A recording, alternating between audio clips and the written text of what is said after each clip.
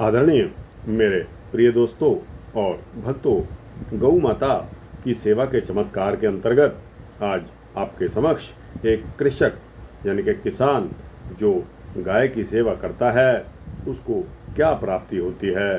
दोस्तों, यह सूक्ष्म वृत्तांत है, 3-4 मिनट का होने वाला है। उम्मीद करता हूँ कि आपको अच्छा लगेगा। दोस्तों, इसमें लिखा है कि मेरे पूर्वज गाँव में सदा संपन्न रहे। मेरे पिताजी का जीवन भी उन्नत रहा। वे 4-5 घंटे ईश्वर की आराधना में लगाते और शेष समय साहूकारी, गल्ला बीज के लिए देने में और खेती के कार्य में व्यतीत करते थे। इस कार्य में उनका बहुत मन लगता था। उन्होंने भूमि भी पर्याप्त एकत्र की हुई थी। वे कृषि बहुत उत्तम तरीके से करते थे। गांव के लोगों पर उनका अति प्रभाव था और सभी लोग उनसे संतुष्ट रहते थे। पिताजी के परलोक गमन के पश्चात गृहस्थी का सारा दायित्व मुझ किसान पर आ पड़ा, किंतु क्रमशः संपत्ति का वास होने लगा। थोड़े ही समय में मेरी संपत्ति आधी रह गई। भूमि का कार्य भी स्थगित हो गया। बीज का गल्ला सब डूब गया। पैसे की आय बंद हो गई।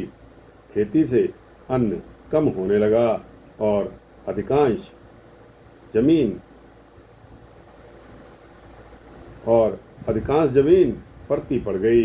देखते देखते सारा का सारा काम चौपट हो गया। मैं अब दिन रात चिंतित रहने लगा। भाग्य ने जैसा मेरा साथ छोड़ दिया हो। मैं जिस कार्य में अपना हाथ डालता था उसी में असफल हो जाता था। मेरे 2 और छोटे भाई थे। उन लोगों की इच्छा से मुझे उनसे पृथक होना पड़ा। क्यों? क्योंकि वो कहते हैं आप घर नहीं चला सकते, आपके बस की नहीं है।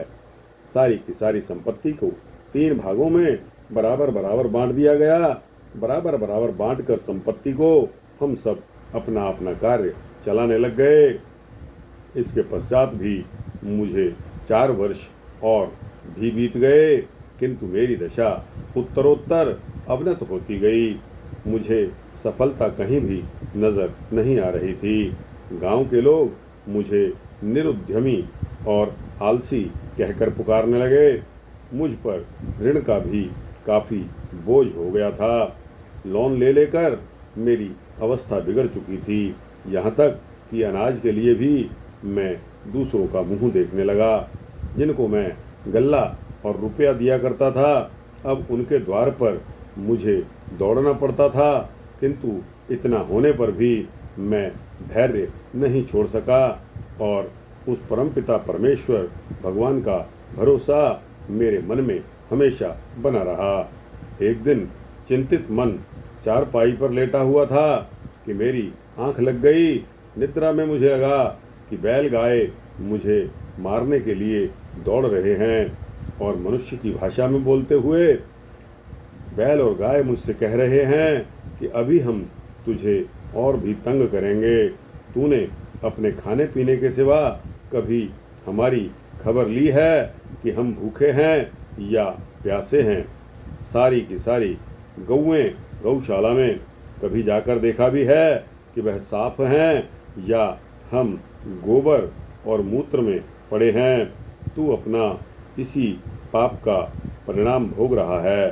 तू अब भी चेत जा और अपना तौर तरीका बदल ले, नहीं तो अंततः तेरा सर्वनाश हो जाएगा।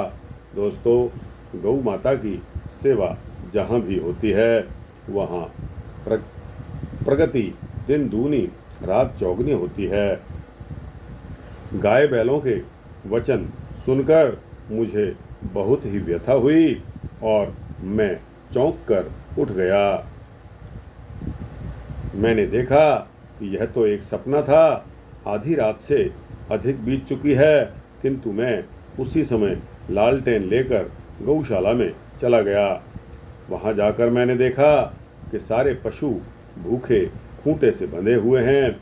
उनके आगे घास भूसा का एक तिनका भी नहीं था। कूड़े का ढेर उनके समीप लगा हुआ था। मैं मन ही मन पश्चाताप करने लगा।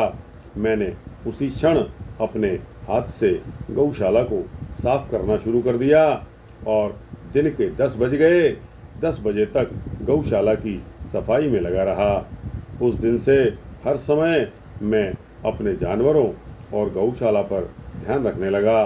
प्रायः सायं गौ दूध अपने हाथ से दुहना और चारा घास एवं स्वच्छ जल अपने सामने डलवाना मेरा मुख्य कार्य हो गया। मेरे गाय बैल जब चरने जाते थे तब मैं गौशाला अपने हाथों से स्वयं साफ करने लगा। कूड़ा करकट अलग गड्ढे में डालता और उसको अच्छी खाद उससे बन जाती। जानवर सुखी पूर्वक रहने लगे। मेरे जानवर स्वस्थ और पुष्ट पुष्ट हो गए। घृत दुग्ध पर्याप्त मात्रा में मिलने लगा। बैलों के स्वास्थ्य के कारण मेरी कृषि चमक उठी और अनाज 5 से 6 गुना ज़्यादा उत्पन्न होने लगा। खेती में मेरी रुचि अब और भी बढ़ गई और निराशा भी दूर हो गई। सारा का सारा ऋण लोन के रूप में जो मैंने ले रखा था उसका अधिकांश चुका दिया। मेरी स्थिति में काफ़ी परिवर्तन हो गया था। मुझे निरुद्यमी और आलसी और अभागे कहने वाले सब लोग अब मेरी प्रशंसा करने लगे थे। यह घटना एक सच्ची घटना है।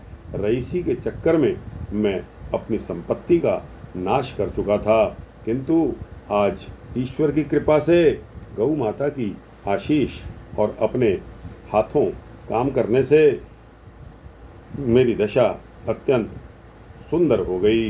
यदि कोई गौपालक कृषक भाई मेरी तरह दरिद्र नारायण के शिकार हो गए हों तो उन्हें भी मेरे पथ का अनुसरण करना चाहिए। मैं डंके की चोट पर कहता हूँ कि भगवान पर विश्वास और गौ माता की सेवा से बुरी हालत बदलकर अच्छी हो जाएगी। तो दोस्तों, यह एक किसान की अपने मुंह बताई हुई सच्ची कहानी है। यह सच्ची कहानी गीता प्रेस गोरखपुर के द्वारा गौ माता गौ सेवा के चमत्कार के अंतर्गत इस पत्रिका में छपी है। दोस्तों, यह सच्ची घटना यहाँ समाप्त होती है। आपको कैसा लगा?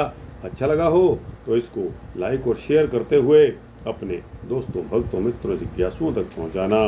कमेंट सेक्शन में अपनी राय, अपने विचार अवश्य रखना। और दोस्तों, इस चैनल को सब्सक्राइब कर देंगे तो आपको इसी तरह के सूक्ष्म भक्ति वृत्तांत मिलते रहेंगे। जय गौ माता की जय। श्री विष्णु हरि।